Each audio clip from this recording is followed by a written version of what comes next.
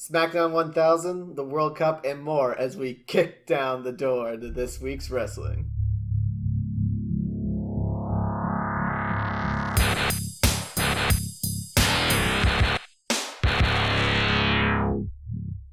And welcome to this week's Wrestling Cast. I'm Nick the Iceman. And I'm Danny Marvelous. And let's just get into it. Alright, well, let's start off with news of a little bit of housekeeping. Latest episode we uploaded had a little hiccup in it. Yeah, we had some technical difficulties, so we didn't get to address the Wednesday shows. So I only have one thing of housekeeping for that, though. The only thing that our listeners need to know is that I announced my 5-point pick for the Evolution. So I already chose as my 5-point pick because I am so confident that Io Shirai will win the Mae Young Classic Finals at Evolution. And of course, she can lose at any time, and then I'll lose those points. But if she wins, it's 5 points. All right. Let's move on to the regular news, though. So the first thing is technically more a rumor than news, but it was so cool that I had to include it. Zack Ryder is rumored to be joining 205 Live. Ooh. Exactly. He hasn't been on TV for a long time, ever since he got moved over to Raw. And he's not doing anything. The only thing he has to do is lose like 20 pounds. Which, don't get me wrong, is a lot, but Cedric Alexander did that for the Cruiserweight Classic. But yeah, I just thought that would be so cool if that really happened. But anyway, we got announced later in the show, during like one of the episodes of Raw, they announced a all-female battle royale for Evolution. And the reason why I'm bringing this up is because apparently many of the female superstars were not even told about this. Really? Yeah. So they all sounded off on Twitter, just basically posting pictures of themselves with confused faces. And it's like, they didn't call it out directly, but everybody kind of knows exactly what it's about. But anyway, so I thought that was weird, and obviously they all do too. But the last thing we do have is another news for Evolution. Hall of Famers Ivory and Molly Holly have been officially confirmed to appear as competitors. Which I'm not surprised. Yeah, they'll probably be in the Battle Royale, but... Yeah, and they're pulling women from all throughout wrestling history for this. Yeah, exactly, especially if they have to keep that promise of over 50 women wrestlers.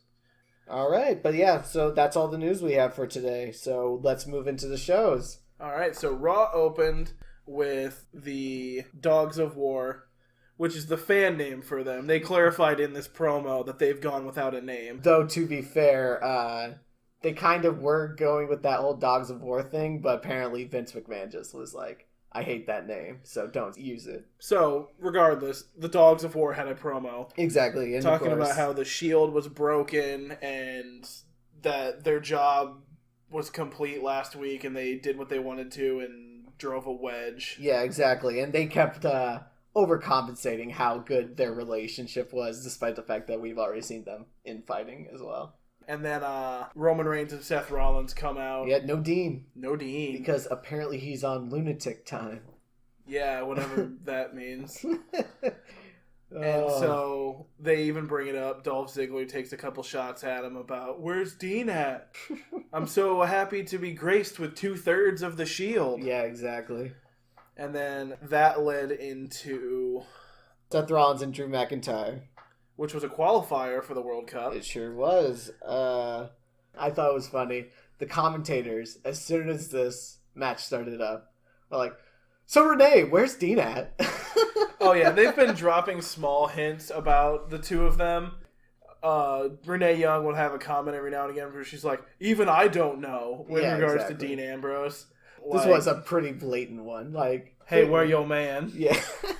Where your dude at? But and so that match I thought was okay. It was actually, I really liked it. I didn't like that it ended in a countout, but it was an unintentional countout, which you never see these days. And again, Dolph Ziggler came in to interfere, resulting in the countout, and Seth Rollins ended up taking it. And qualifying for the World Cup, which, cool, I like Seth Rollins, but I'm upset that the Intercontinental title is not going to be defended at this pay-per-view. That's 3 pay-per-views in a row. There are no Intercontinental title shot. And it's not like he's defending it every week like he used to. Yeah, exactly. His whole thing was he's a working champion. He's a fighting champion. Now he doesn't even defend the belt on pay-per-views. Yeah, if he defended it every week in open challenges, I could see them not do it at pay-per-views and having him do other things. Because they're always giving you Intercontinental title. Yeah, and there's a chance that it just goes away on an episode of Raw. But yeah, the fact that he hasn't defended it at a pay-per-view and hasn't really defended it at all is a little frustrating. Yeah, and I think, don't get me wrong, I like that they brought the Shield together and all that. But especially with Seth Rollins having a title as well, he's been just sucked into that.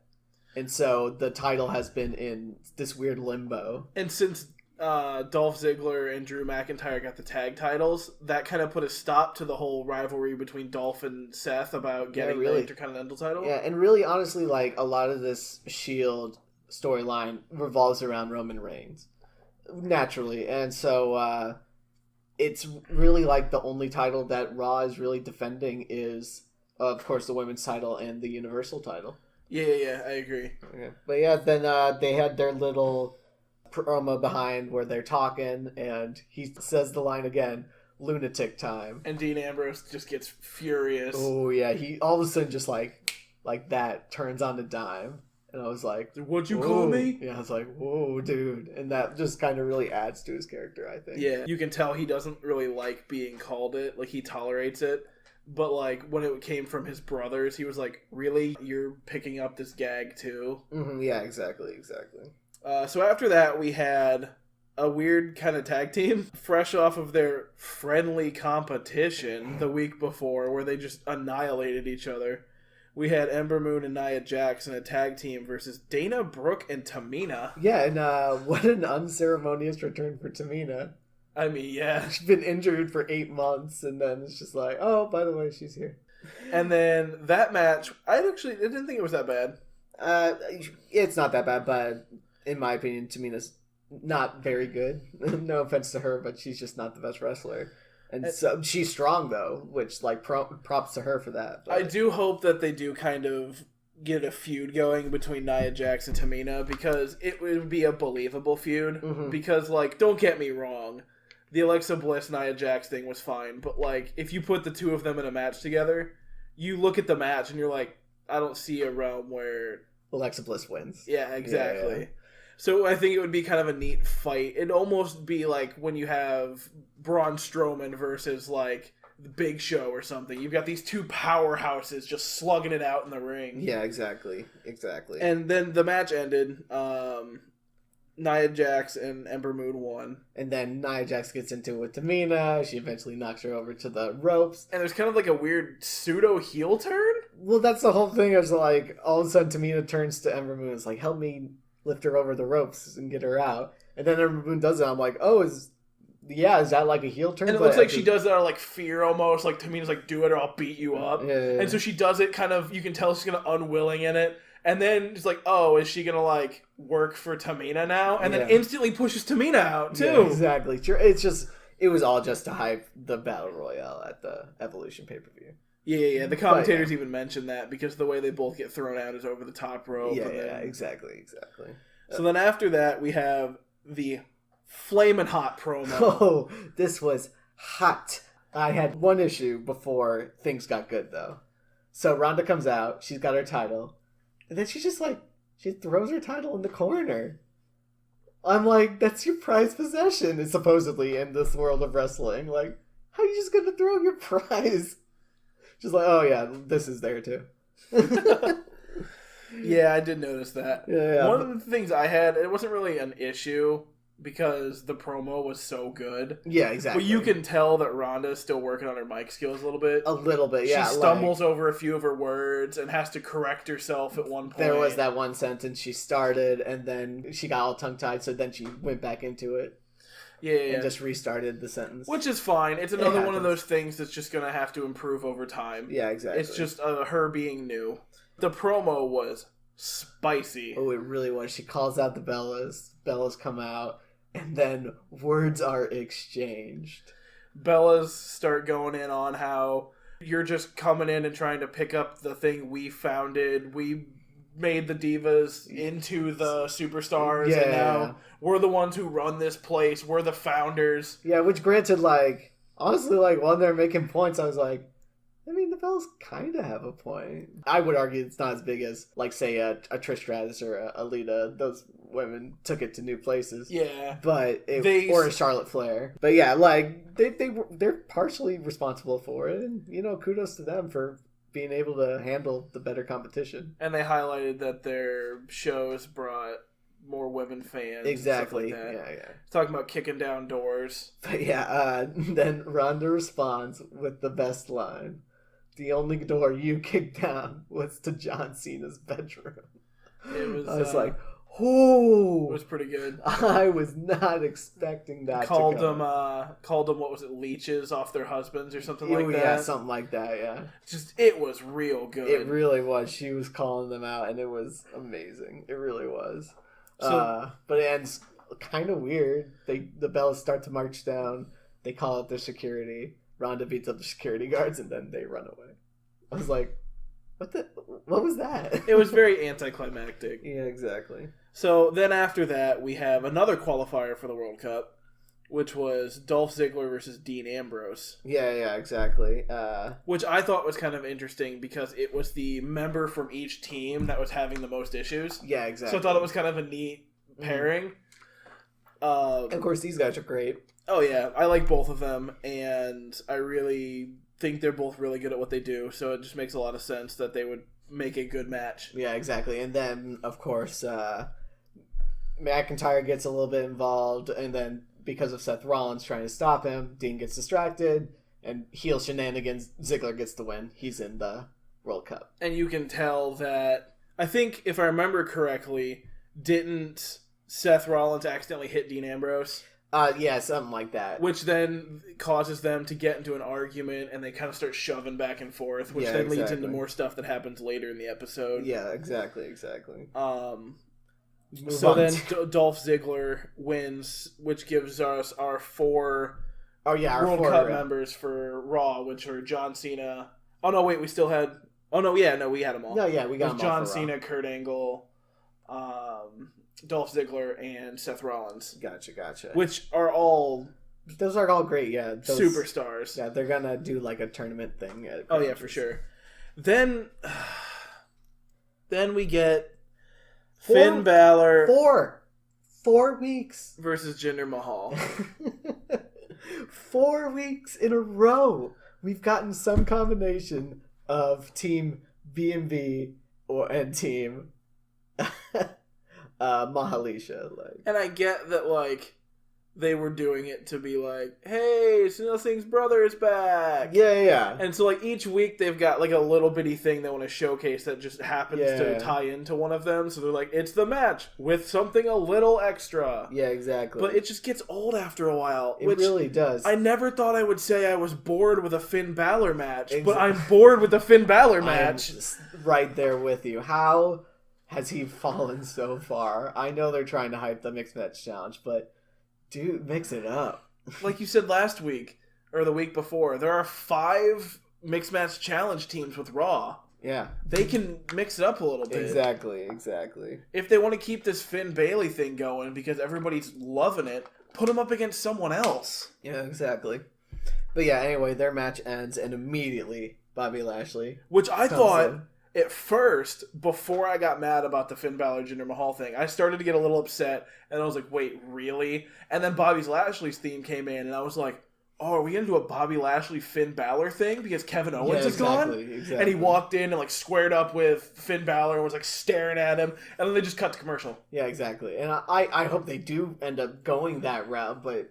Because I like both of them. Yeah, exactly. That'd be especially if they're trying to do heel Bobby. Which they clearly are. And then they come back from commercial, and we didn't even get his opening, but Tyler Breeze is in the ring. Yeah. Tyler Breeze is, let's be honest, because Fandango is injured, Breezango is unable to go anywhere, so he's basically a glorified jobber at this point. Yeah, which is unfortunate. Yeah, it is, but I'm glad he's on TV. Yeah, and this is just a straight-up squash match. It really is. He destroys this dude. And my notes for this match are, ugh, Lio Rush. He's really annoying. I liked him at first when he started this whole hype man thing. I was like, oh, this guy's kind of neat. He's kind of a bit of a jerk, but whatever.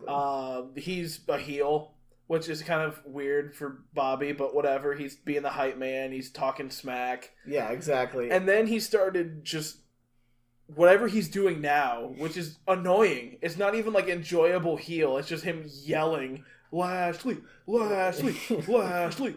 And it just gets old. Corey said it right at the beginning of the match. He was just like, not this guy again. Which is unfortunate, because I want to like Lio Rush, but he's just is being annoying. I think it's more of a, this is annoying, but Bobby Lashley likes it, so I dare you to do something about it. Yeah, I kind of see it as like the little brother who's like poking fun at the neighbor kids, and then when they try to fight back, they're like, get him! Get him, bro. And so their match goes to start, the bell rings, and Leo's like, nah, we'll start when Bobby's ready. And he struts around the ring like doing poses, like weightlifter poses. Yeah, exactly. It was and so weird. After like a minute of that, he's like, now we can start the match. And then Bobby destroys Tyler Breeze. Annihilates him. Just immediately. And then, you know, of course, it ends with Lio just chanting Bobby again. Yeah. Lashley. That's my boy, Bobby. And then we get another promo from Trish and Lita. Yeah, to hype their match with Alexa and Mickie James. Which, no offense, but I was never believing that Alexa and Mickie were actually going to go down to the ring. Yeah, there's no way. Like, it's also like, Mickie James had a certain top on that is like, no, you can't wrestle in that. This is a PG show. Also, I feel like Mickie James is going through a midlife crisis. Oh, damn. Or at least, like, that's what they want you to think for her character, because that's just what it feels like. Okay. It feels like she's trying too hard to fit in with Alexa Bliss. Yeah.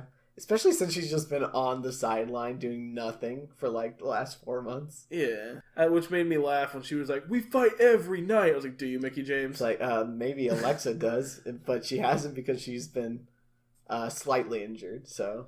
But it was whatever. It's fine. Really phased me one way or another. It was an okay promo.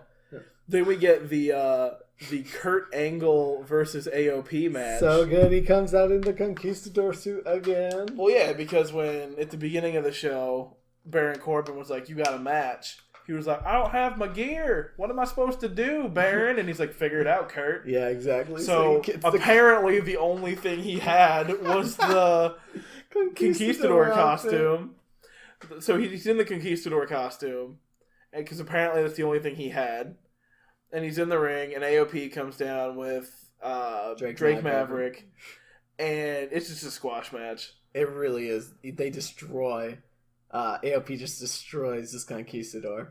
But then Drake Maverick's like, take his mask off. And they take the mask off, and it's some jobber. Yeah, it's just some dude. Which I totally saw coming from the beginning. Yeah. Because we'd seen Kurt in this suit already. Yeah, it's so hard. Seeing someone else in it, you're like, that's not Kurt. That guy is not thick enough to be Kurt. It was kind of like they have a similar body type, but it wasn't close enough. Yeah, you could definitely tell that guy's frame was not Kurt Angle. Yeah, exactly. But then, of course, Corbin's like, oh, man, where is he? And Angle jumps in, and I loved it. Just Angle slams him right on the runway. It was so good.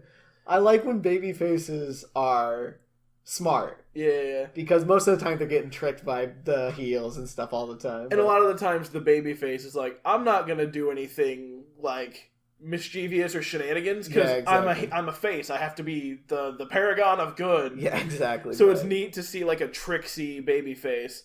So it just slams him on the runway and then does a little conquistador dance on top of Baron Corbin.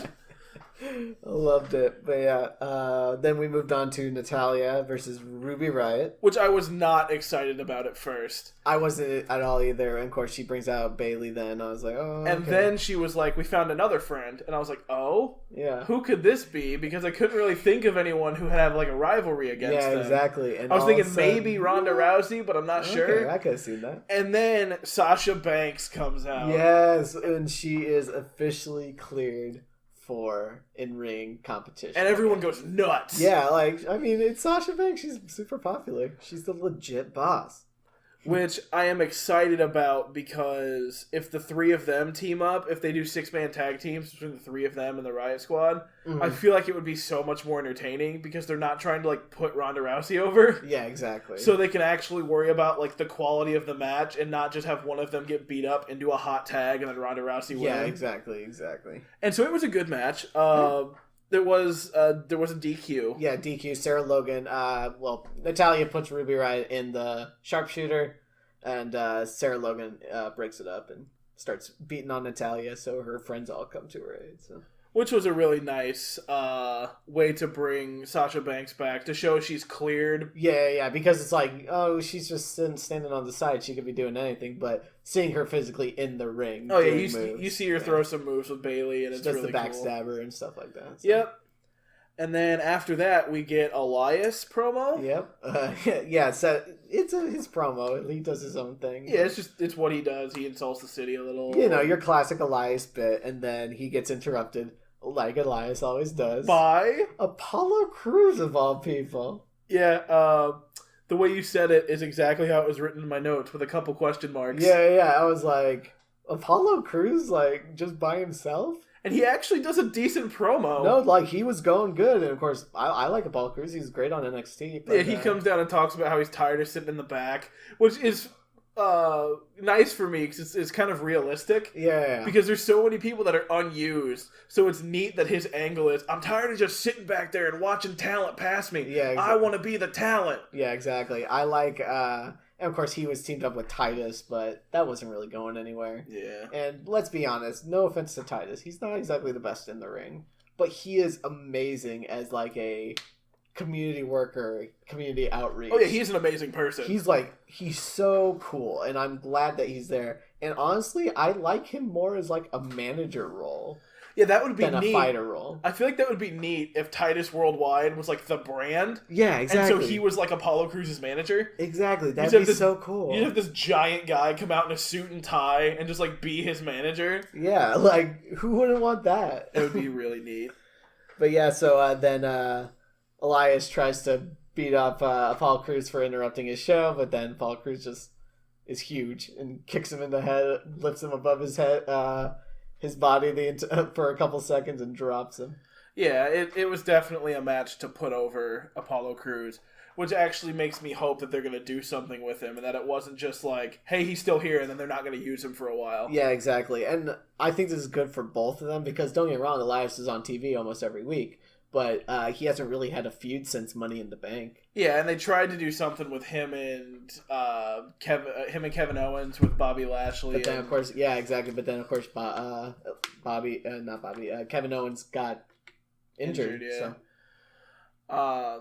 So that was entertaining. After that, we had the main event, which was the Dogs of War versus the Shield again, which... At first I was like, okay, we're doing this again. How many weeks in a row have these 6 guys fought each other? They've been entertaining most of the time, but I was just like, how far are we going to push this? It's exactly right. I was just like, I've seen this 3 times already in rapid succession. It's not like, in less than 2 weeks, I've seen this match 3 times. And...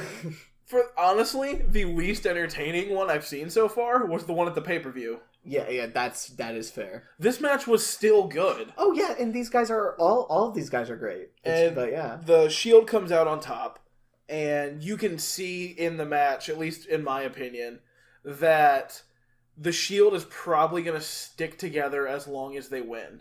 Because Dean Ambrose seems to be on board with the Shield as long as they win their matches. Yeah. And so here's the thing about that, too, is that there's just so much teasing of this breakup on both sides. And, like, that's cool. I'm always down for that. Like, because I was really excited for, an Ambrose heel turn or whatever.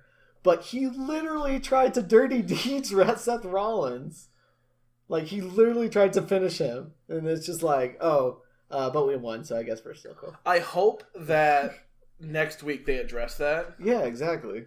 And, like, we obviously saw the crumble of the Dogs of War. That was cool, though. And we'll get to that in a second. All right, cool. But I hope that is kind of the catalyst that makes them break up next week, the Shield.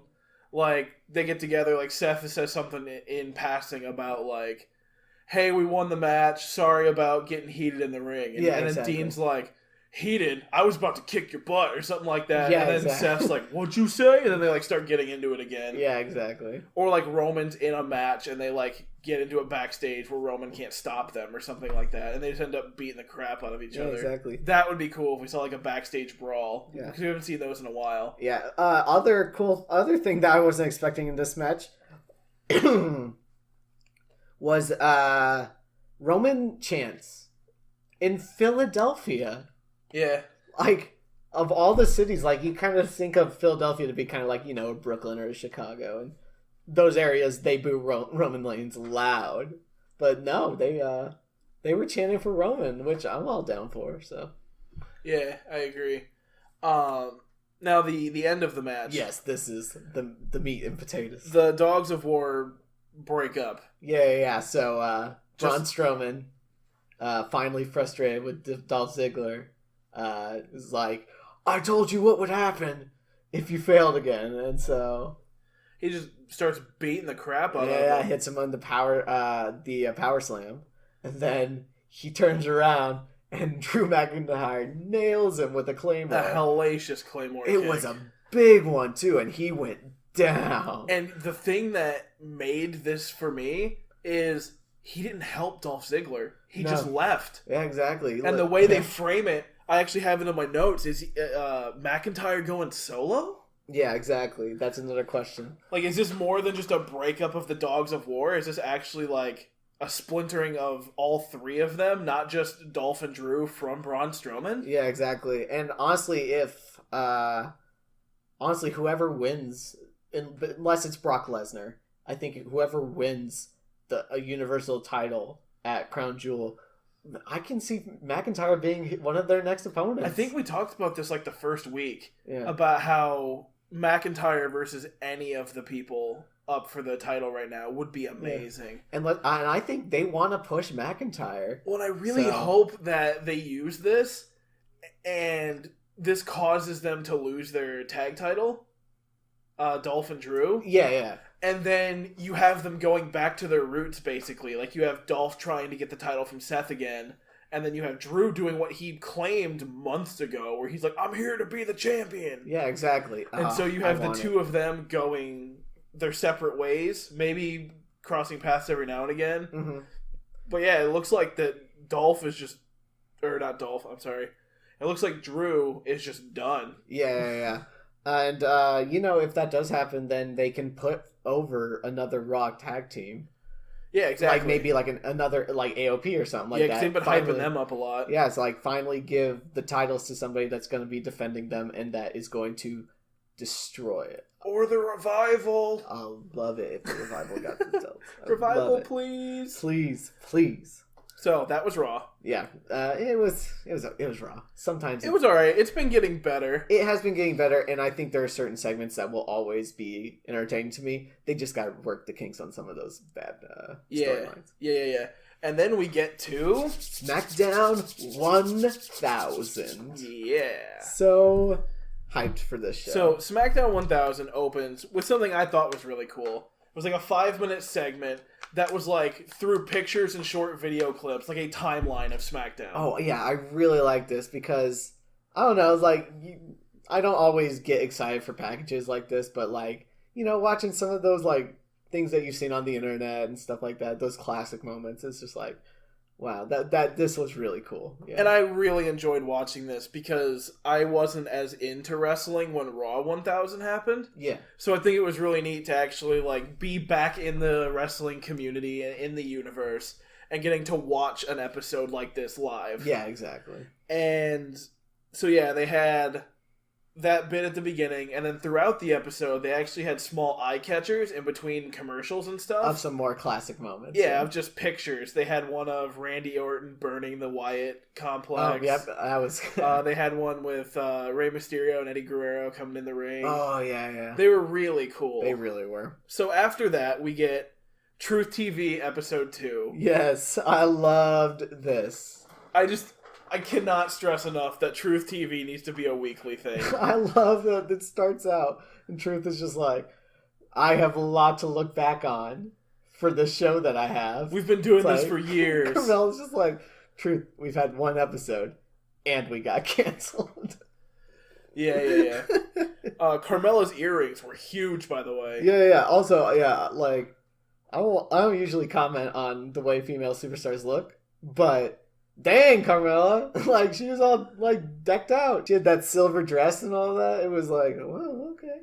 Yeah, Truth had his classic leather jacket. Yeah, and he always looks cool. And so they start off by just doing that, reminiscing, and then he goes, dance break, and they do their dance. Yeah, of course. You see Truth trying to floss. And it's yeah, really they funny. all do the floss. That's their go-to. Yeah, I was like, well, okay. And so after that, he says, we have a guest that needs no introduction, so dance break. And then does a second one. And then goes, oh yeah, so our guest doesn't need any introduction, so here they are. Yeah, and it's Stephanie McMahon. And she gets bombarded with boos. Oh yeah, she's hated. She's a big old heel. Everyone was angry.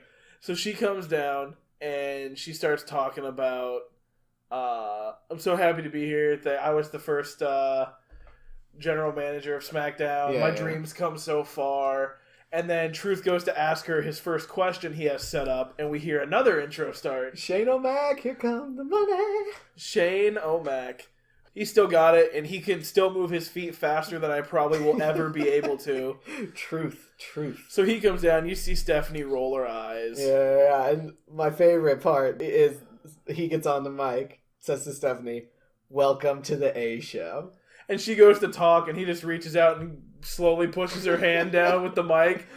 And the crowd goes nuts. And, I mean, he's not wrong right now. And then my favorite part of this whole bit is the best joke I think I may have ever heard on SmackDown, which was Stephanie McMahon saying, on Raw, we hold things to a higher caliber. It's the better show. Oh, okay. Which, maybe at one point. Maybe for a long time it has been. But right now, it's kind of universally accepted that SmackDown is the better show. It really is.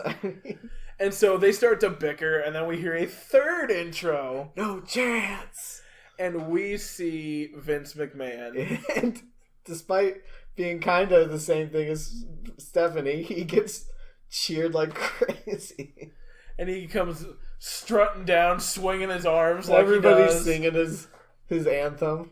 And he comes in and he starts spouting on the mic about how WWE stands for Wrestling Entertainment, and does a little hand gesture, and Truth traces his hand like he actually draws something. So he's like, so obviously we have to have another dance break. And then they all start dancing, and you see Stephanie McMahon attempt to floss and then just stop immediately because she can't do it and starts dancing in place. Yeah. And then they just cut to black. Which, this was so weird. So obviously I loved it.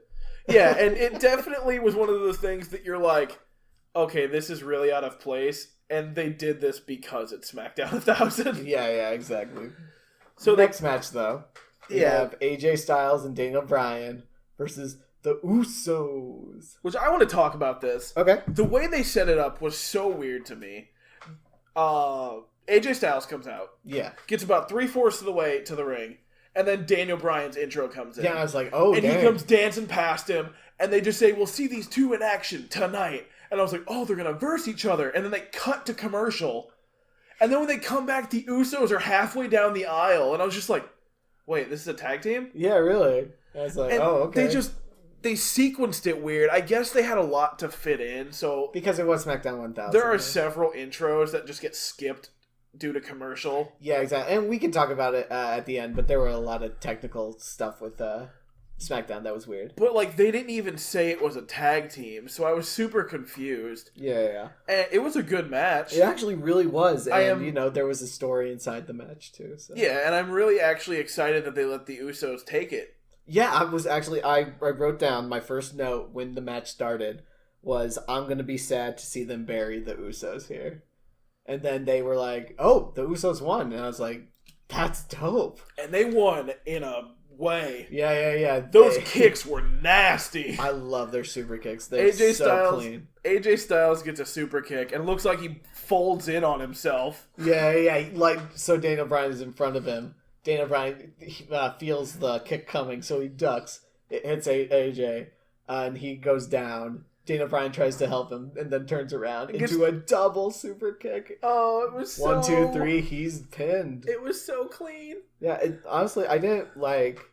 So they've been kind of burying Dana Bryan a little bit since he came back. Yeah. I mean, they put him over with Big Cass, but Big Cass was probably really hated by the company. So, but yeah, like he's been losing a lot lately. But I don't hate this loss by Dana Bryan because it makes more sense with the story. So. I also like the Usos a lot. Same. It's like the conversation we had before on the cast about how there's so many good SmackDown tag teams. It's a shame when you can't have more of them be in the limelight. Yeah, exactly. And so in fact, they were the one we used specifically. When you have the Usos on the bench, you better have really good talent on the roster. So So then after that, we get this nice little cutaway to backstage. And you see every SmackDown general manager just having a powwow. That was so weird.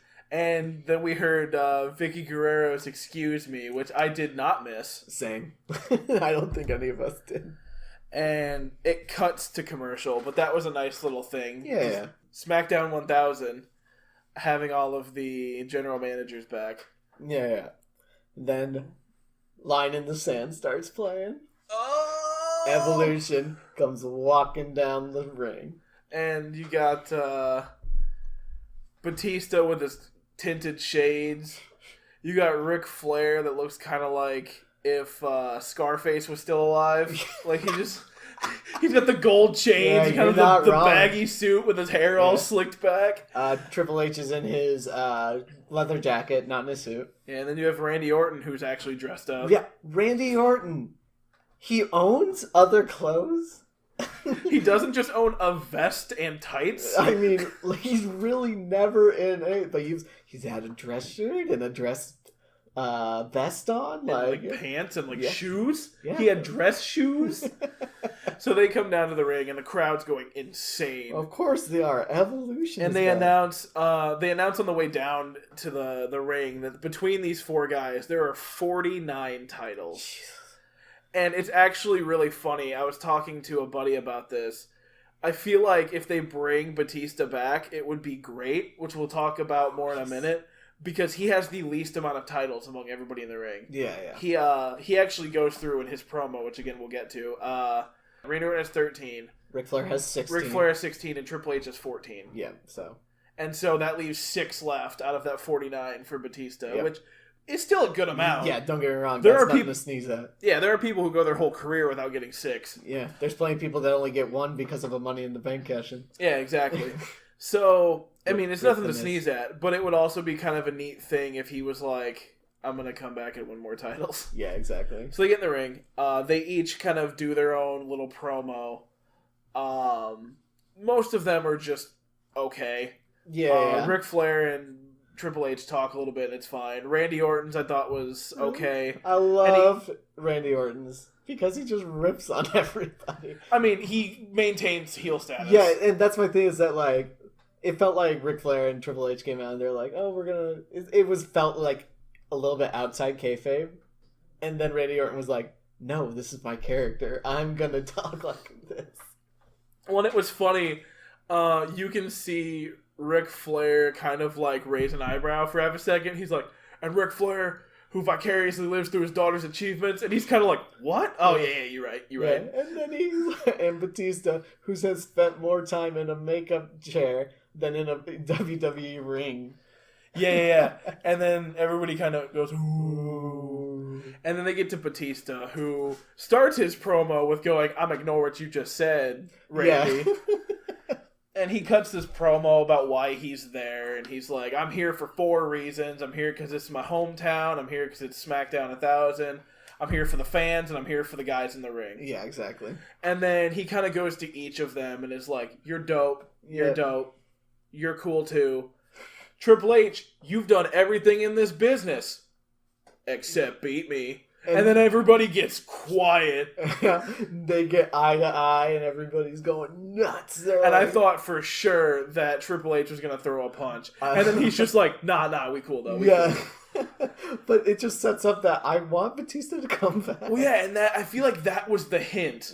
That if he does come back, it's going to be Triple H getting mad and doing what he did with Undertaker, where he's like, I didn't get to beat Undertaker. We need to fight him again. Where he's going to be like, Batista, you said I didn't beat you. Let's change that. Yeah, also, Batista's speech, it didn't really feel scripted like most of the stuff did.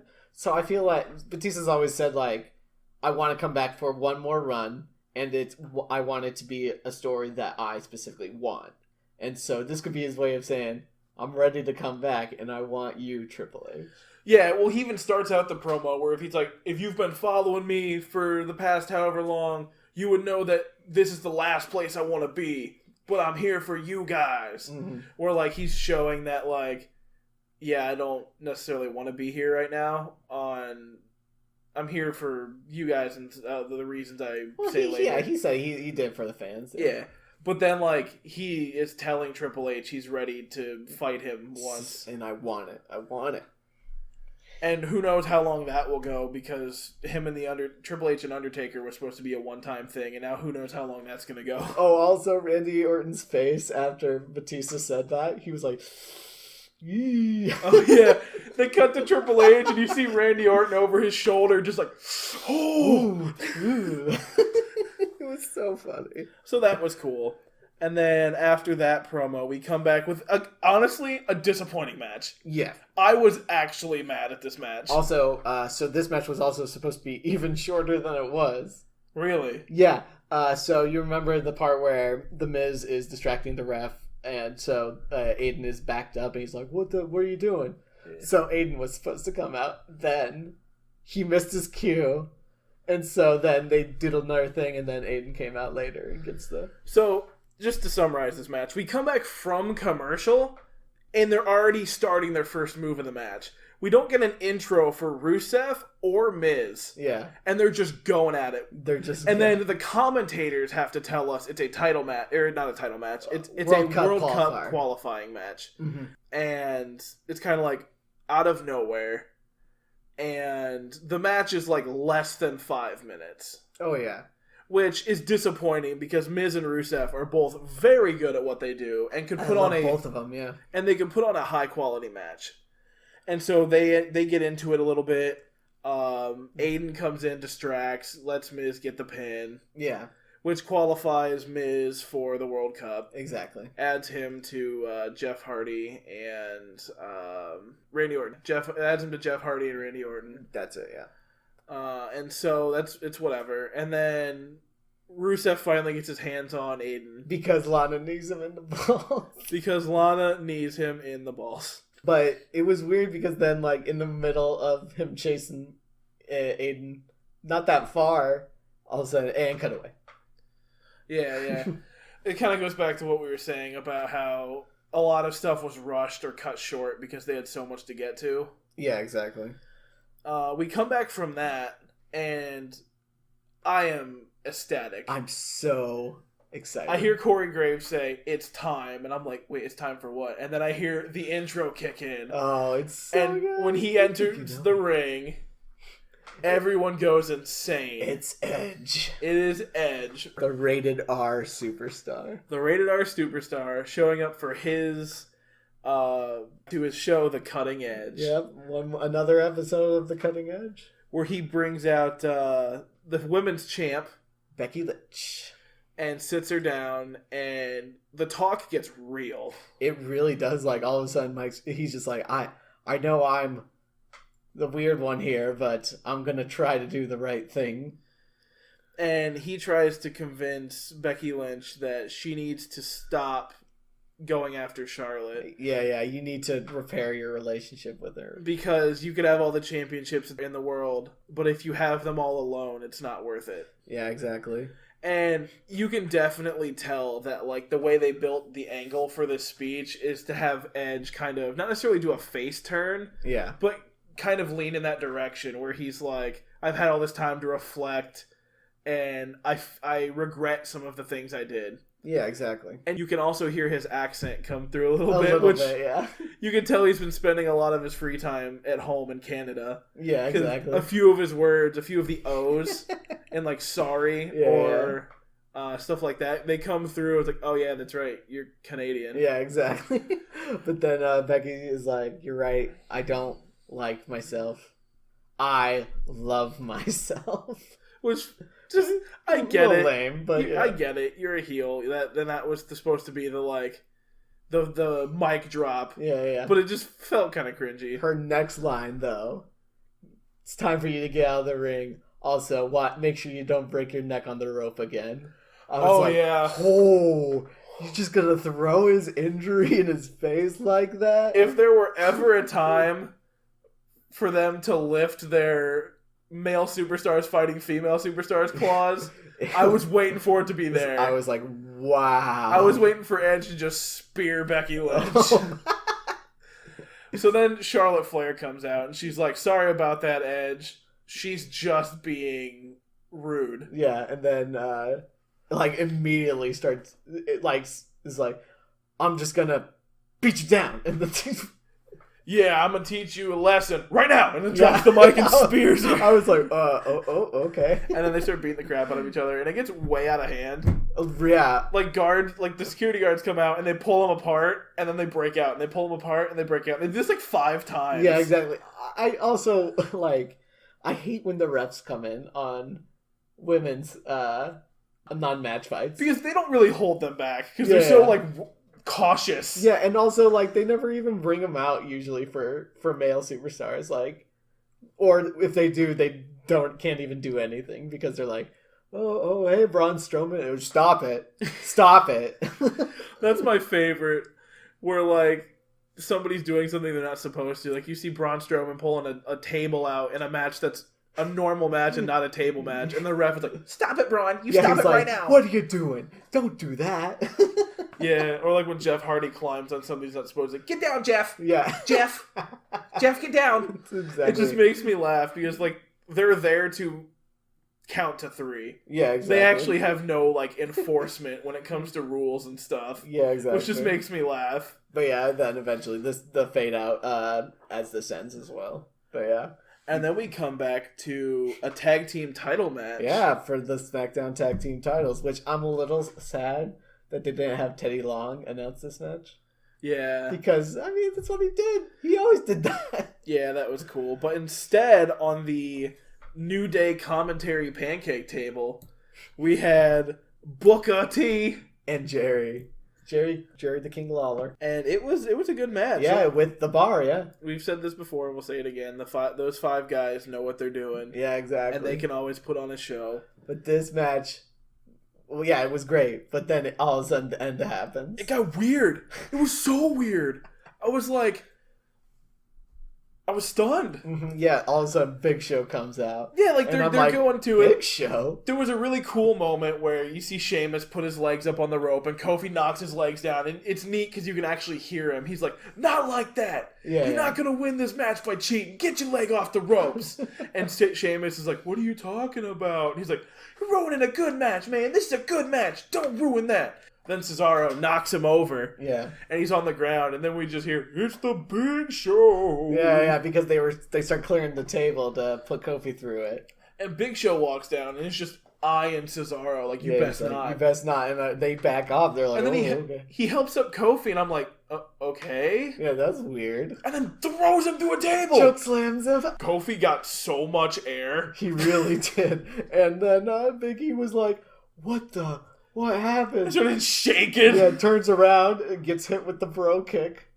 And 1, 2, 3, new SmackDown Tag Team Champions. And they got their 5. Yep, they joined the 5 club, yeah. And the way it ended with Big Show holding the 2 title belts and the 2 of them doing the pose beside him. Oh, yeah. Are they adding a new member to the bar? That would be so cool. I honestly, though, think...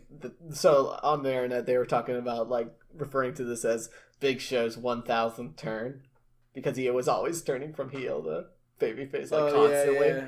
And so, obviously that's more of an exaggeration, but, I hope he sticks around in this feud. That would be so cool. Well, and it would be so cool because Big Show is I think the smallest he's ever been. He has yeah. lost so much weight, and he is so like defined. Yeah. And it would be really interesting to see like Big E and Big Show go at it. Oh yeah, and he was Big E could probably lift Big Show at this point. Oh yeah. Think about that. The biggest ending. That'd be so cool. He big endings the Big Show and breaks the ring. Oh my gosh, I want it. Yeah, exactly. Like they just have, it's just a whole new angle to this feud, and with the 5 of them knowing what they're doing and being so familiar with each other, adding the Big Show to it, who is also amazing in the ring, it's just gonna be so much better if they keep this feud going. So then we had this really weird promo, like cell phone promo from John Cena about like, couldn't be there, but I was just a boy back in the day who ran out in the ring in matching tights and boots and said I was ruthless and aggressive. Yeah. And then he still had his hair. Fix your hair, Cena. Honestly, so I'm a little disappointed with our main guys right now. Because, like, John Cena does a cell phone clip. I mean, it's fine, whatever, he's busy. I mean, but we get a tweet from The Rock. He literally named the show. The show is named SmackDown because of The Rock. But he's a movie star but now, he Dan. Just tweets about it. Danny Marvelous, you haven't realized that The Rock is sold out? He must be, because how do you not show up for one night to just walk out? Yeah, I mean... or do a backstage thing. I mean, Edge walked out for like 15... like, not even 15 minutes. Well, he had a show. The Rock could have walked out and been like, SmackDown 1000, you still smell what The Rock is cooking? And then drop the mic and leave. Like, that's all he had to do, and it would have been fine. Certainly would have been better than the Undertaker's program. Which we'll get to. Yes, we will. So then we had... yes, our boy, Rey Mysterio. I was so excited when I saw the Jumbotron light up with his mask with SmackDown over it, and how all of his masks are flickering through, and I just hear, booyaka, booyaka, 619. So good. Took me back. I love that there was some kid who was smart enough to bring his Rey Mysterio mask. Yeah, because he did the Rey Mysterio, the head-to-head thing that he always does with the kids. And so he comes down the ramp and does this really weird moment where like he's giving everybody high fives, and then he does a slow-mo one, and it feels so out of place. The kid's just holding his hand out like, give me a high five. And he's just like slowly, like barely brushes his hand, and he's like, I guess that's okay. Like, it was so weird. Yeah, it was weird. And so, but then his opponent comes out, and it's Shinsuke Nakamura. Who is 6'1", if I remember correctly. Something like that, yeah. Which you don't think is super tall for wrestlers. And it looks like he's wrestling a child the entire match. Like, yeah. Rey Mysterio, he's billed at 5'6", but I think he's actually 5'4". He's a small dude, which has always been his thing. Yeah. But because it's been so long since he's wrestled, I guess I forgot. Mm-hmm. I was just like, man, he is tiny. He really is. The match was really good. It was just as good as I wanted it to be. And it's a dream match. I mean, whoever thought we were going to legit see Rey Mysterio versus Shinsuke Nakamura in WWE? That's so cool. Exactly. It was a very good match. And of course, this was also a World Cup qualifying match. Yep. It was the last qualifying match. Mm-hmm. And, we see Rey Mysterio do all of his athletics. Oh, his new slide out of the... yeah. Below the bottom rope that he then lands, does like a body blow to Shinsuke. I was like, holy crap, that was cool. Yeah. He does his athletics, and you see Shinsuke doing some of his strong style, like knees and punches. Yeah. And then he flips Shinsuke out of the ring and turns into a bullet. I don't know what the name of this new, like, suicide dive is. Yeah. But he runs, jumps, hits the mat, and uses his arms to turbo himself. Yeah. And, like, skips like a rock and goes out under the bottom rope and just body slams Shinsuke. It was so cool. It was so cool. Probably my favorite part of the match. It really was. And then... but the whole match was good, though. Yeah, the whole match was really good. These guys kill it. And then, of course, they get back in the ring. He tries for the Kinshasa and misses. He tries a couple times, yeah. And then Shinsuke gets knocked into the ring, and it gets lined up. Yeah. And we get the 619, and then he flips over and does a frog splash. Yeah, does his frog splash. Yeah. And he gets the 1-2-3 pin. And Rey Mysterio is going to the World Cup, and I'm happy. He's back. He's really back. He's really back, and I was like 98% sure he was going to win this match. Yeah, I was too. But seeing him get the pin was just so satisfying. And I know we had something different planned for the question this week, which we'll get to later. So yeah. I will pose this question now. Okay. The World Cup now is John Cena, Kurt Angle, Seth Rollins, Dolph Ziggler, The Miz, Jeff Hardy, Randy Orton, and Rey Mysterio. Who do you want to win? Ooh, who do I want to win? Well, if John Cena comes back with a regular haircut, then I'm going to pick John Cena. But if he doesn't, I don't know. I'd like to see someone like a Rey Mysterio. I want to see Rey Mysterio win. Or The Miz. I want to see Rey Mysterio win just because I'm biased, and he's one of my top 5 favorite wrestlers. Fair. But with that pool, the phrase of the year apparently, what year is it? Yeah.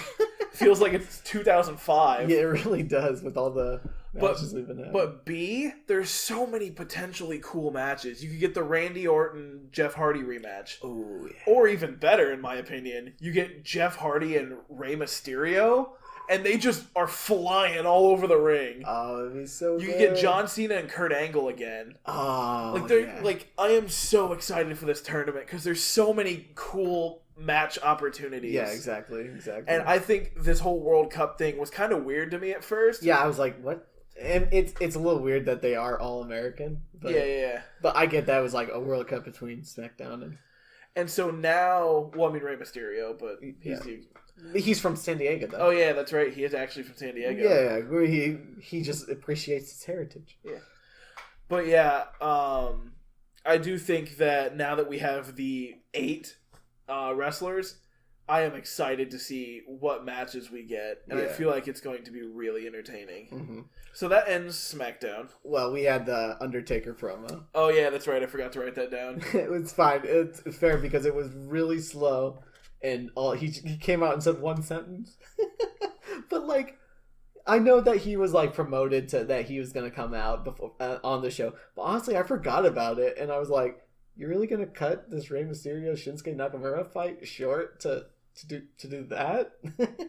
Just walk out and say, "At Crown Jewel, I'll beat the brothers. I'll beat DX or whatever." I got 3 words: rest in peace. Cut to black. Yeah, I was like, "Wait, really? That's it?" You could give us a cell phone video. Yeah. Go hang out with Michelle. Yeah, exactly. But yeah, I was just like, well, that's weird. But yeah, so anyway, but yeah, SmackDown 1000 was really good. It had a lot of cool moments, and despite the technical issues, I thought it was a really nice encapsulation of SmackDown. And also the technical issues, there were lots of things that were like just went on longer than they thought they would and stuff like that, and then they had to try to make up that time. Apparently the Undertaker was supposed to have a longer spiel, but yeah. So then we get to the Mixed Match Challenge, which I mean, this actually was a pretty good episode of the Mixed Match Challenge, but it was fine. It's never like the most amazing thing in the world, but anyway, first it was Team Pause, which since Kevin Owens is no longer available, he is been replaced with Bobby Roode. Oh, so Bobby Roode's team with Natalya, and they went off against Country Dominance. So Mickie James and Bobby Lashley, which was they should have just done Mickey Bobby. They really should have. But a fun part about this match is at the very beginning, the Bobby chants, and everyone's like, Bobby Roode was trying to get people to cheer for him, and then Bobby Lashley was getting people, but they were both saying, Bobby. Which Bobby? Which Bobby? But yeah, this is actually not that bad of a match, but Country Dominance ends up winning because, I mean, Bobby Lashley is this huge and can beat up anybody. Bobby Lashley is a monster. And then we had 2 amazing groups, Asuka versus Ravishing Rusev Day. And it was funny, they did like a cheer thing too, but it was first The Miz and everybody boos him. Then Rusev and Lana do it, and everybody cheers them. But then Asuka does it by herself, and the crowd goes nuts. Like, they go really like from it's like the Miz is like a -2, then like Rusev and Lana are like a solid like 6, and then Asuka's like 14. They just keep doing it over and over again. I mean, Asuka's one of those people that even if she is in a bad story right now, and even if she's not getting used to her full potential, I feel like she will always be a crowd favorite. Mm-hmm. But yeah, there were a few botches in this match, but honestly, it was pretty entertaining all the way through. Team Asuka ends up getting the win, but there was a lot of the supposedly mixed gender hits are disqualifications, but then Lana puts the Miz in the accolade, and it's like nobody gonna do nothing about this. Yeah, which granted, like that they kind of do that. They just do that with the mixed match challenge all the time. But I was like, I don't really want to discredit mixed match challenge, but it's kind of like a joke show. It kind of is, but like they're legit doing the finale on TLC. Yeah, I like the idea of it. Oh yeah, it's really neat, but I feel like because it's on Facebook, it's not as big of a deal. That's fair. It's not as big of a deal. It's not. I don't want to say it's not as authentic because it still is, but I feel like it's just not as valued by wrestling fans. Fair. All right, but then so yeah, it was actually a pretty entertaining show, but it was just okay. It's a mixed match challenge. But then we had NXT UK's very first episode came out, and it was okay. First match was Mark Andrews and Joe Coffey, which was kind of a weird match to start the show because it was solid. It was good, but you probably never want the first episode, the first fight you ever have on the show that you're trying to build be just it's okay. And so anyway, but then Mustache Mountain comes out. They just hype the show. By the way, Joe Coffey won that match. He's the crowd was cool, by the way, because they have like chants are just different in cultures. Yeah. And so just all the different chants are just really cool to hear. But yeah, Mustache Mountain then came out. They basically just hyped the show. Their promo was actually really good, but they basically are just kind of like, oh hey, we want to take on everybody, but of course there's no tag team champion yet, so it's like, oh, everybody wants to take on everybody. But yeah, then we had a squash match for Dave Mastiff, and this dude is huge. Like legit, when he comes out, the cameraman shakes the camera every time he steps, so it legit looks like just a giant dude is walking through. That's cool. It's really cool. And he just destroys this jobber. And then we had Toni Storm versus Nina Samuels. Of course, Toni Storm is in the Mae Young Classic right now, but of course everything's pre-taped and stuff like that. But it was also kind of a meh match, which is weird because I really like Toni Storm. But yeah, then we get to the main event, a UK title championship between the champ, Pete Dunne, and Supernova Noam Dar.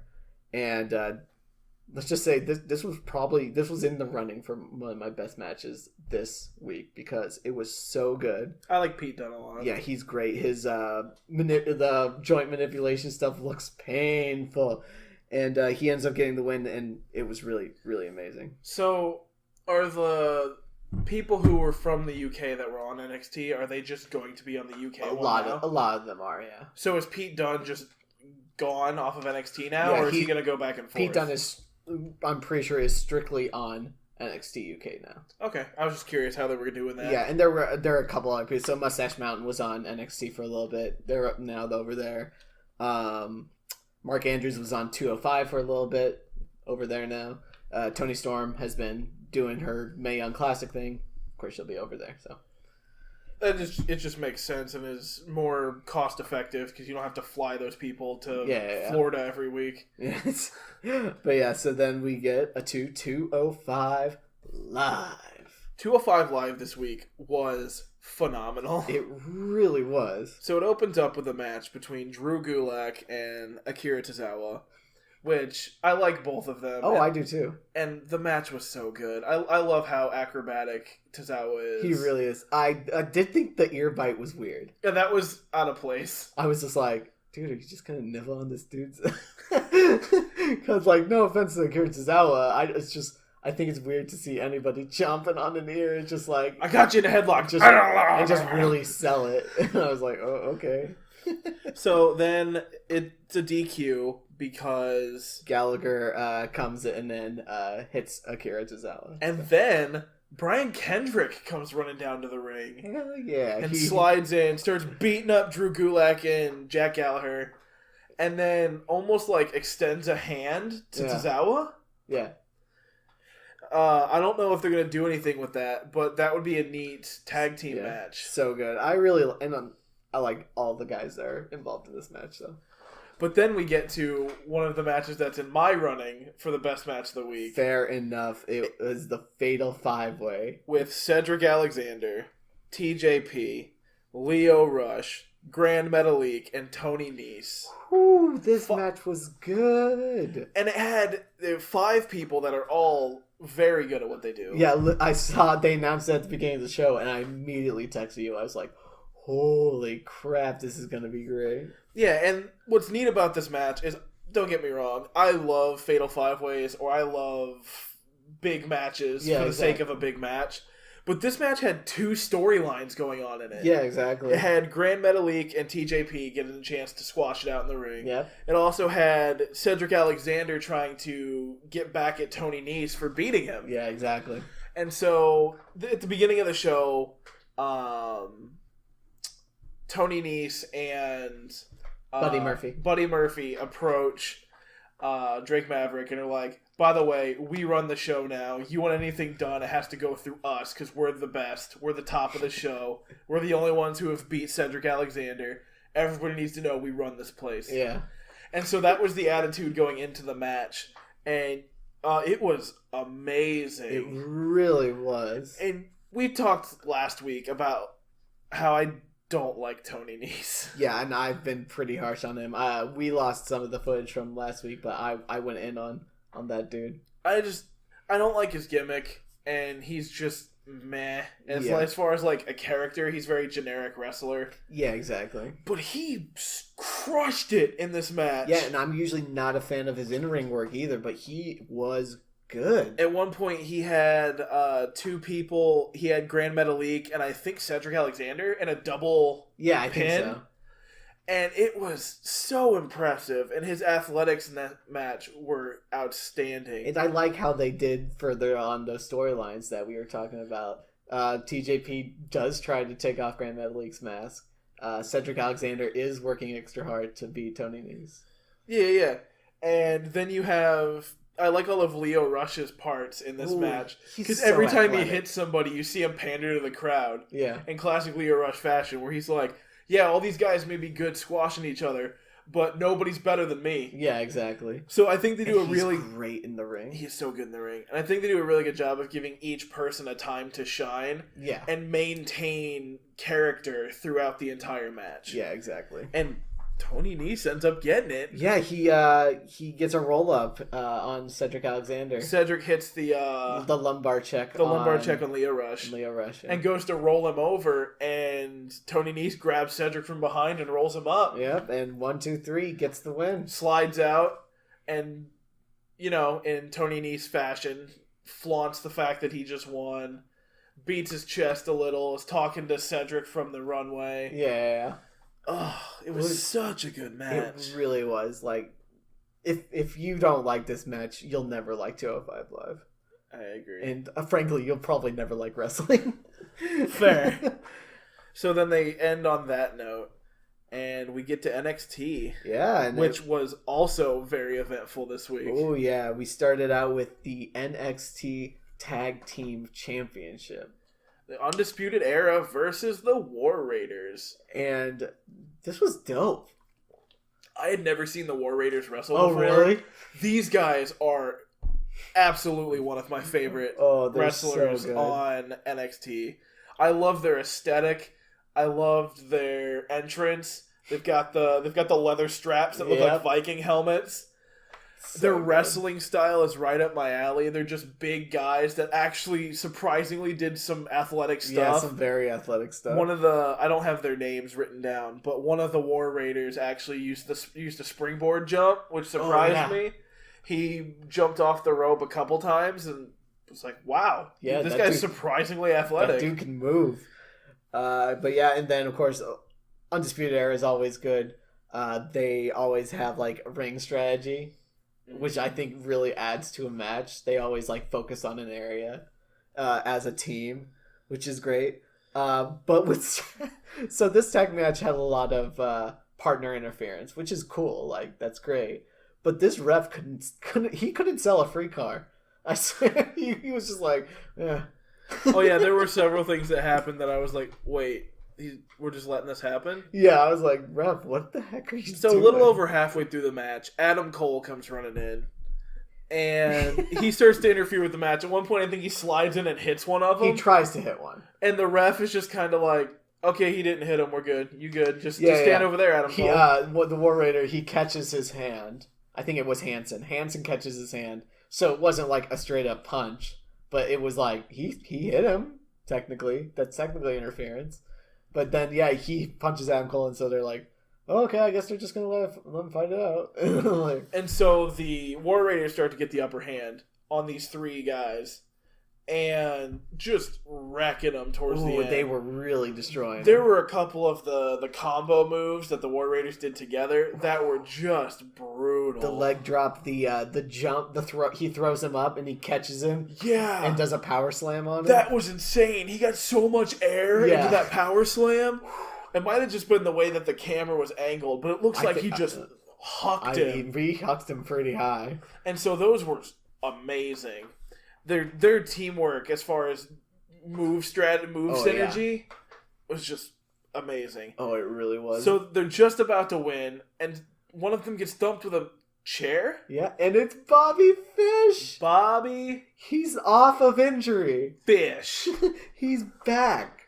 And proceeds to just bludgeon the holy hell out of him with the chair. And of course, immediate disqualification, which means the Undisputed Era keeps the titles. The crowd goes insane. Yeah. I think they had to have known this was happening, but the Undisputed Era also went insane. They sold the acting on it. Yeah, exactly. But yeah, the cameras up close, so you didn't see him come in. All of a sudden, you just hear the crowd go, ah, and you're like, wait, what's happening? And then the chair, and then it pulls out, and it's Bobby Fish! So good. I love Bobby Fish. And so, bludgeons him to hell, and then the four of them are in the ring together again. They do the UE. They do the UE, except for Bobby Fish, who's got the chair in his hand. He just kind of puts a hand up, and it cuts to commercial. Oh, so good. So good. It was a very good match. I can't wait to see more of this. I hope they build this to War Games. That would be so good. Do it on the pay-per-view. Hell yeah. I would be so excited for that. Then after that, we had Britt Baker versus Shayna Baszler. And let's be honest, Britt Baker was basically a jobber. It was a squash match. Yeah. Shayna Baszler beat the crap out of her. But the thing is, the way that the match ended, before Shayna Baszler hit her after the match had been called, I legitimately thought that Britt Baker was hurt. Oh, really? Yeah. Because they did such a good job in selling it. Yeah. I was like, did she actually like dislocate her shoulder or something? Yeah. But then, of course, she hits her again, which they would never allow if she Yeah. And then she goes to leave and just the kick up Enziguri just kicks her in the face and then leaves. And I was like, oh, okay, it's an act. Nice acting. Yeah, exactly. Good job selling it. Of course, Shayna looks unbeatable. Yeah. She's so good. She is savage. And, like, don't get me wrong, I like Ronda Rousey, but, like, obviously, they're both part of the Four Horsemen of UFC. So Shayna Baszler fought in the UFC with her. And so Shayna Baszler, instead of just being put into the main roster like Ronda Rousey has, they let her, like, build a character that's not just, I'm Shayna Baszler. Like, Ronda Rousey, she's just Ronda Rousey. Yeah, it's exactly. Like, but yeah, so, like, it just feels like her stuff is more authentic. Shayna Baszler now is Shayna Baszler as a wrestler. It's not Ronda Rousey wrestling. It's Shayna Baszler as a wrestler. It's not just Shayna Baszler doing wrestling. And I really like it, and I think she's great. I also think it would be really neat if down the line they build her up enough and do switch her over to the main roster. If her and Ronda Rousey had a feud, I wouldn't be surprised. Too. Shayna Baszler definitely to me just feels like an evil Ronda Rousey. Yeah, like they both have the same like intensity and the MMA style mixed with wrestling. Yeah, exactly. And they have a history together outside of the WWE, so I feel like it would be an interesting feud. Yeah, fair. So yeah, she just squashes Britt Baker. Next, we had the match I was super excited for. Oh, yeah? Because, remember I told you last week... Yeah, you saw their highlights. Last week it got cut, unfortunately, because technical difficulties. But I was telling Danny Marvelous about how Lorcan and Birch look so cool, and I can't wait to see them wrestle, because they have been gone for the entire time I've watched NXT.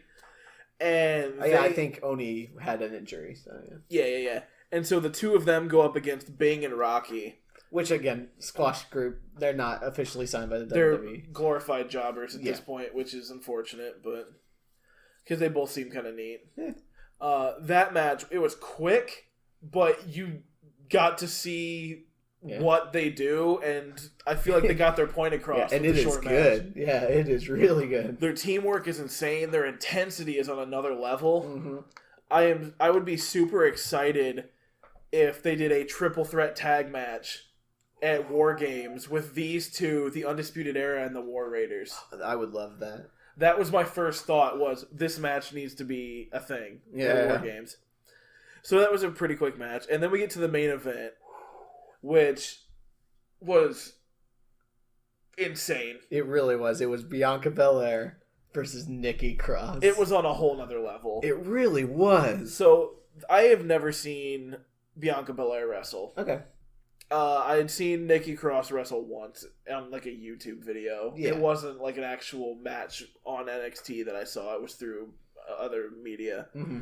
And she's insane. She's very crazy, chaotic style. It's like, okay, that's neat. And then this feud built up, and now we got this match. And there was just glitter everywhere. Yeah, Bianca Belair has glitter on her outfit, and of course she has some body glitter as well. And she had some glitter in her hair, which whenever she whipped around, just showered the ring with glitter. And so everything, Nikki Cross, the whole ring covered in glitter. Which was just a little funny side note. Yeah, it really was. That match was so good. It really was. I didn't really care for Bianca Belair. Like, her character is just kind of meh to me. Yeah, she's really good in the ring. She is really good in the ring. And... yeah, the match was very good. They both pulled off some really strong moves, and the technical ability was there, and I really enjoyed it. And so about 3/4 of the way through the match, Nikki Cross gets hucked out of the ring, hits and slides out on the side of the runway. Yeah. The side of the ring by the runway. And cut to black. And at first I thought, I was like, oh, they're just going to commercial or something. And then it stayed like that for a second. And then you hear a theme song kick in. I was like, what even is that? I didn't recognize it right I didn't recognize it either. And then I was like, wait, why does this sound familiar? Yeah. And then the lights come on. Bianca Belair is gone. Yeah. And Aleister Black is sitting in the ring. Just nonchalant Indian style in the ring. Like he always does, yeah. And everybody goes insane. Oh, I'm so excited he's back. And it pans from Aleister Black to Nikki Cross, who looks like she's a combination of scared and excited. As is crazy Nikki Cross. And he just raises a hand and beckons her. Yeah. She crawls over slowly. And that crawl up was so intense. Oh, yeah. And then... you see him mouth... the whole crowd gets really quiet, and he says, "Tell me." And she leans up and whispers in his ear, and you see him turn beet red and starts to shake with anger, and you can see Nikki Cross recoil, frightening back from a fire. Yeah, and he stands up and is shaking. And then the episode ends, and I was like, "No, don't end it there. No, I need more." I had chills even talking about it. It's so good. It's so good. Like, I know very little about the whole Aleister Black thing. Like, I know what happened. Yeah. But I missed the first probably half of this issue because I didn't watch at the time. So I have less context than most. And that still gave me chills. It was so good. And it just has me so excited for next week. Oh, yeah. I'm really looking forward to it. There are very few times where, like, an episode of a wrestling show ends and I'm like, oh, I gotta see next week. Yeah. Usually it'll be like, okay, next week's gonna be pretty cool. Yeah. But I've never been, like, on the edge of my seat, like, angry that I can't watch the next episode. Exactly. And this accomplished that. So good. Yeah, we get to then our final show of the week, which was the Mae Young Classic in the quarterfinals this week. And of course, I announced earlier, but if Io Shirai loses before the pay-per-view, I lose my 5-point pick. So yeah, but yeah, our first match, we had 4 matches. First one was Lacey Lane versus Meiko Satomura, and honestly, like, I don't think anybody expected Lane to win this, because Meiko Satomura is a legend in this industry. But like they made a point on commentary to say, you know, Lane just started her career less than a year ago, and Meiko is a legendary wrestler. And so, I mean, you start your career, you're already finding people like this. I mean, I consider myself pretty lucky. Yeah, they've done a really good job with the people who are less experienced to point out the fact that this is them even being here with the amount of experience they have is already phenomenal. Yeah, they did that with Katie Catanzaro also. Yeah, exactly. But yeah, then we move on to Io Shirai versus Diana Purrazzo. And, you know, based on the lineup, this is dream match. But I actually was pretty slow, and I kind of was disappointed by this. And I don't know, like, the crowd also was just not into it. They were quiet as hell, but I don't know if it was that mixed with everything. But yeah, it was just okay. But yeah, eventually Io Shirai gets the win, moves on to the semifinals, and my hope is still alive. I like you, Io Shirai, but lose. No, she's going to win everything.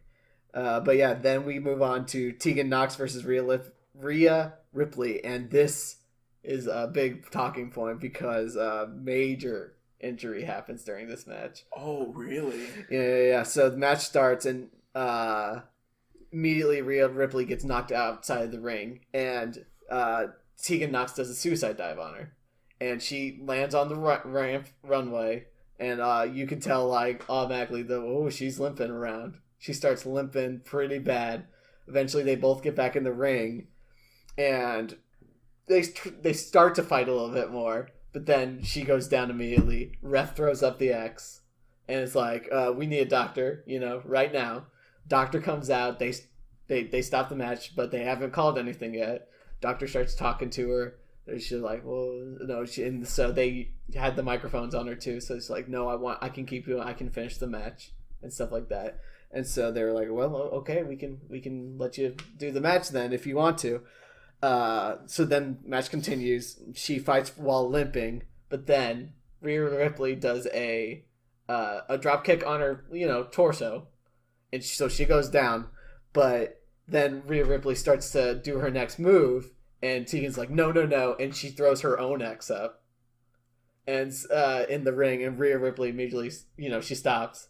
And she starts rolling around in pain, and bell rings because of injury. Rhea Ripley moves on. Tegan Nox is out, and she ends up getting helped out of the ring. She can't walk on that leg, and the injury is horrifying. So I looked up what news about what happened, and it's literally like her knee exploded. So here's all the things that happened inside her body in this one moment. Dislocated kneecap. Already, that sounds horrible. Torn MCL. Torn ACL. Torn LCL. Both meniscuses are torn. Multiple bone contusions. And a fraction in her tibia. So, did she just, knee the runway when she did the suicide dive? It had to be something like that. And then, Maybe the force of falling down again must have made it worse so much that she couldn't do it anymore. Maybe when she hit the ground on the suicide dive, it hyperextended her knee backwards and just exploded everything. She landed more on her knee, so I think it had to be a knee thing. But yeah. And so does this mean is this it for her career? I honestly don't know. So here's the other thing. This was her good knee. She just came back from an ACL tear. On her other knee. On her other knee. I've seen and heard of wrestlers getting torn ACLs and that ending their career. Yeah, exactly. Yeah, but yeah, she was supposed to be in the Mae Classic last year, and she gets out. She got knocked out by injury before it even started. So then she came back this year, and immediately had it happen again. And I was like, oh my gosh, that has to be just it was probably the most heartbreaking thing I watched all week. I was like, holy crap. Well, our prayers here at WWC are going out to you. We hope you get your knee fixed. You're just going to have surgery. Lots of surgery, lots of physical therapy, and we hope that she's able to wrestle again because she's amazing. Best wishes to that. But yeah, and she got a standing ovation when she was helped out, and it's based on how bad that injury is, the fact that she was trying to finish the match, that's got to say something for how strong she really is. Yeah. Holy crap. But yeah, then we had one more match, which was Mia Yim versus Toni Storm. Of course, Toni Storm's on UK as well. But after that situation, most people were down to go to a happier place because they were really entertained by this match, and this match was fantastic. Yeah, it just shows that, yes, there is scripting to the fights, but even still, stuff like that can just happen. It's still unpredictable. Yeah, exactly. But yeah, honestly, Toni Storm can sell anything. I swear, I really believe that she's in pain whenever she's in a hold or something like that, and I think that's an underrated skill. Oh yeah, well, that goes back to what I was saying about Britt Baker on NXT. Mm-hmm. There are certain wrestlers that, yes, you have Shawn Michaels that is over dramatic to the point where you're like, okay, that kick wasn't real. Yeah. But, which is fine because wrestling in and of itself is over dramatic. Yeah, exactly. Wrestling in and of itself is over dramatized. But it's really interesting to me that, it's scripted, the combat, but still something will happen and you're like, oh crap, did they actually get hurt there? Because they just sell it so well. Yeah. Alright, but yeah, then Storm ends up getting the win. So now she will face Meiko Satomura next in the semifinals, and Io Shirai will face Rhea Ripley. Let's go, Rhea Ripley! But yeah, anyway, so get on to our last stuff of the week. Give me your match of the week. Okay, so I have a couple contenders here. There were a lot of good matches this week. I really enjoyed the Fatal 5-Way. Of course, on 205 Live. That match was so good.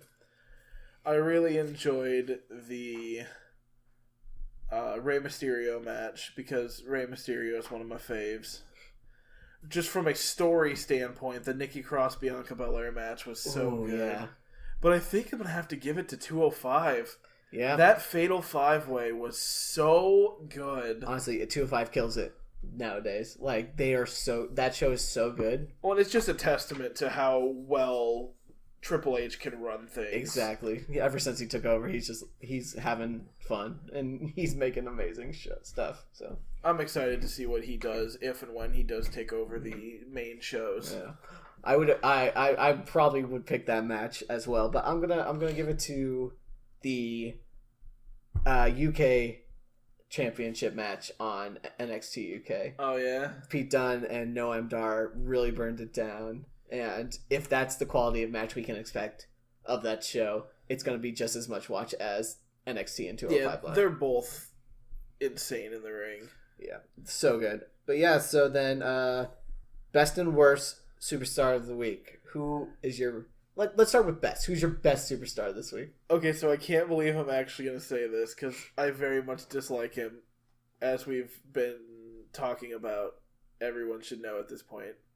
but I'm actually going to give my best of the week to Tony Nese. Fair. I actually like that choice. Because he gets Cedric Alexander last week, which is a big win for him. It puts him over. Yeah, exactly. It kind of furthers the storyline where him and Buddy Murphy are pals and they run 205.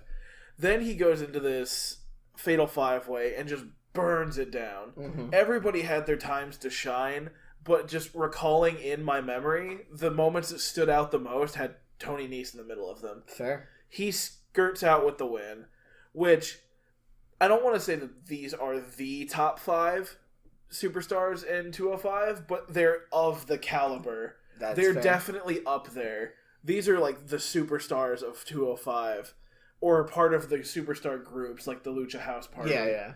And Tony Nese got there. He really did. And wow, that so was good. I feel like that is a safe choice for best of the week. All right. Well, my best is the Undisputed Era.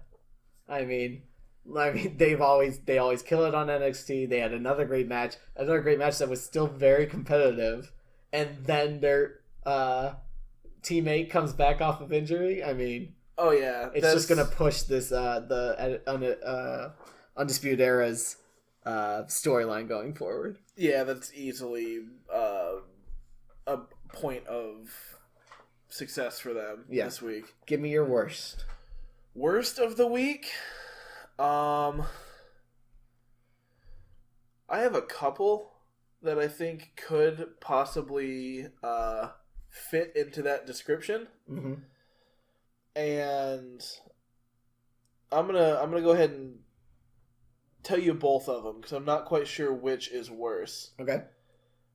And they're from our 2 main shows. It's either got to be Finn Balor or Rusev. Okay.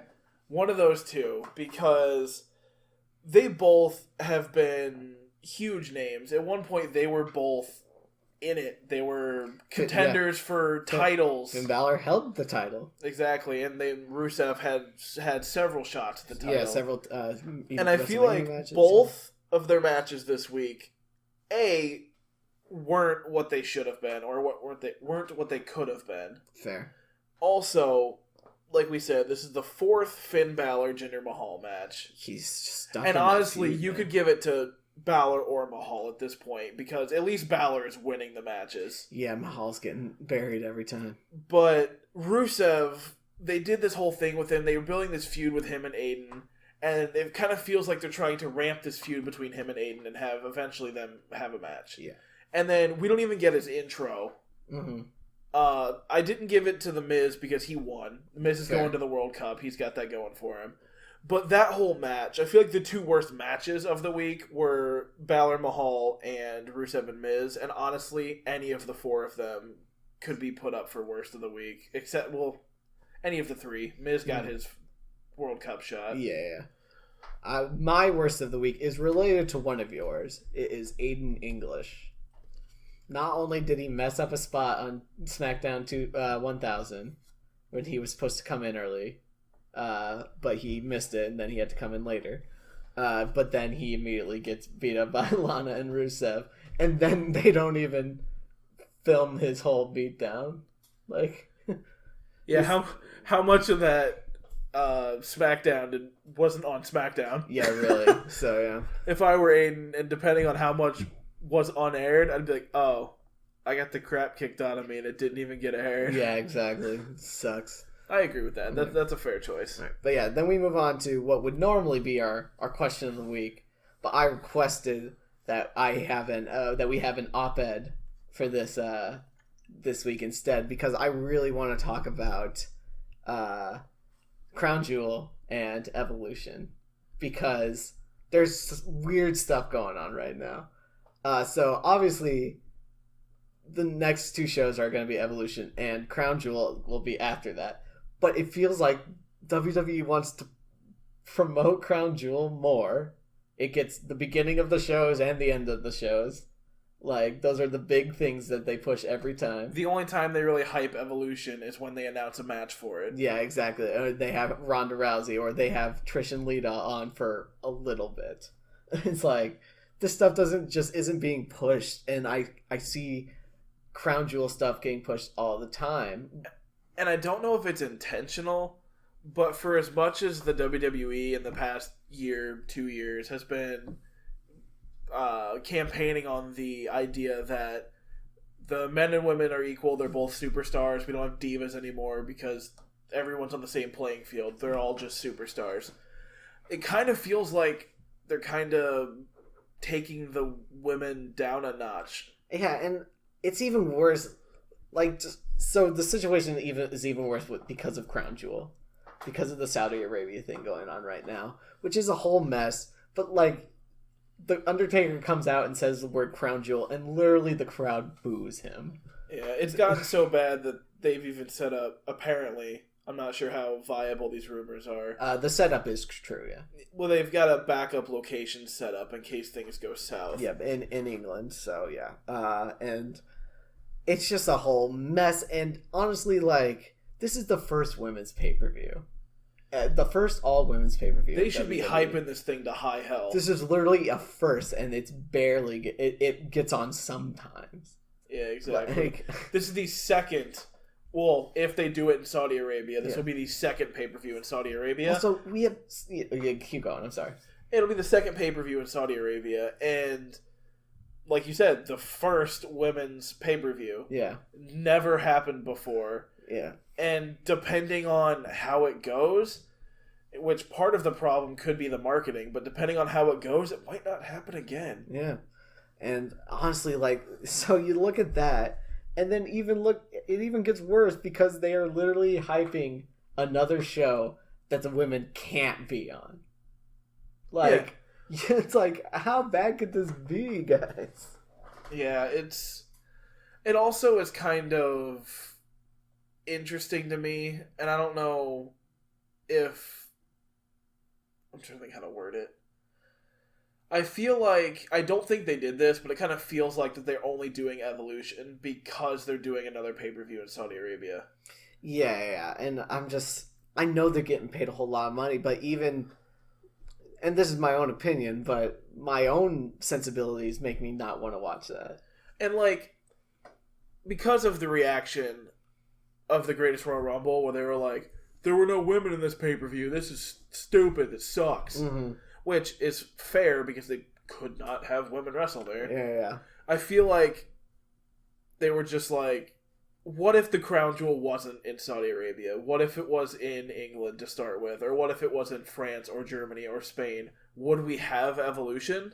Yeah, maybe, yeah. So, like, I don't want to sound like I'm discrediting anything. Yeah, because we love the women's wrestling. We're just worried that WWE doesn't care. Yeah.